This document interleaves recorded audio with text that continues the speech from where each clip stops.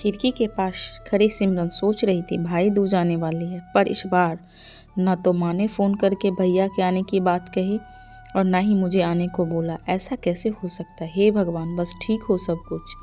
अपनी सास से बोली, माँ जी मुझे बहुत डर लग रहा है, पता नहीं क्या हो गया, मुझे कैसे भूल गए इस बार।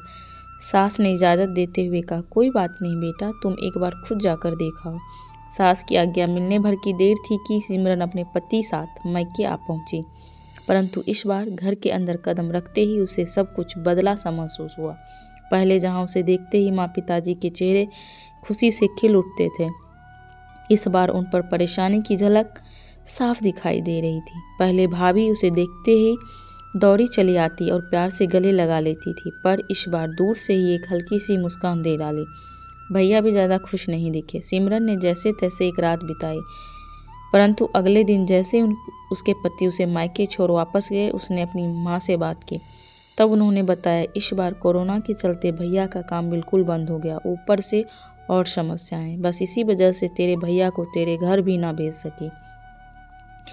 सिमरन बोली, कोई बात नहीं माँ, ये मुश्किल दिन भी जल्दी निकल जाएंगे, आप चिंता मत करो। शाम को भैया भाभी आपस में बात कर रहे थे, जो सिमरन ने सुन ली। भैया बोल रहे थे, पहले ही घर चलाना इतना मुश्किल हो रहा था, ऊपर से बेटे की कॉलेज की फीस, परसों भाई दूज है, सिमरन को भी कुछ देना पड़ेगा।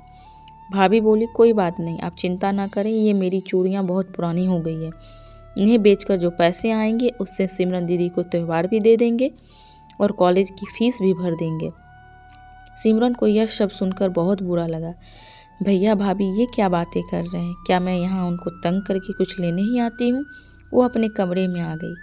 तभी उसे याद आया कि शादी से कुछ समय पहले जब वह नौकरी करती थी तो उसने बड़े शौक से अपनी पहली तनख्वाह लाकर पापा को दी थी।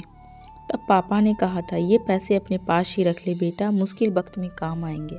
इसके बाद वह हर महीने अपनी सारी तनख्वाह बैंक में जमा करवाती रही। शादी के बाद जब भी मायके आई तो माँ ने उसे पैसे निकलवाने को कहा, पर सिमरन हर बार कह देती कि अभी मुझे ज़रूरत नहीं। पर आज उन पैसों की उसके परिवार को ज़रूरत है। वो अगले दिन ही सुबह भतीजे को साथ लेकर बैंक गई और सारे पैसे निकलवा कर पहले भतीजे की कॉलेज की फीस जमा की, फिर घर का ज़रूरी सामान खरीद कर वापस आ गई। अगले दिन जब भैया का टीका किया तो भैया ने भरी आंखों से उसके हाथ 100 का नोट रखा। सिमरन मना करने लगी तो भैया बोले, ये तो शगुन है पगली, मना मत करना। सिमरन बोली, भैया बेटियां मायके शगुन के नाम पर कुछ लेने नहीं, बल्कि अपने माँ बाप की अच्छी सेहत की कामना करने, भैया भाभी को माँ बाप की सेवा करते देख ढेरों दुआएं देने और बड़े होते भतीजे भतीजियों की नज़र उतारने आती है। जितनी बार मायके की दहलीज पार करती है, ईश्वर से उस दहलीज की सलामती की दुआएं मांगती है। जब मुझे देख माँ बाप के चेहरे पर रौनक आ जाती है, भाभी दौड़कर गले लगाती है, आप लाड लड़ाते हो, मुझे मेरा शगुन मिल जाता है। अगले दिन सिमरन ने मायके से विदा लेकर ससुराल जाने के लिए जैसे ही दहलीज के पार कदम रखा कि भैया का फ़ोन बज उठा। उन्हें अपने व्यापार के लिए बहुत बड़ा ऑर्डर मिला था।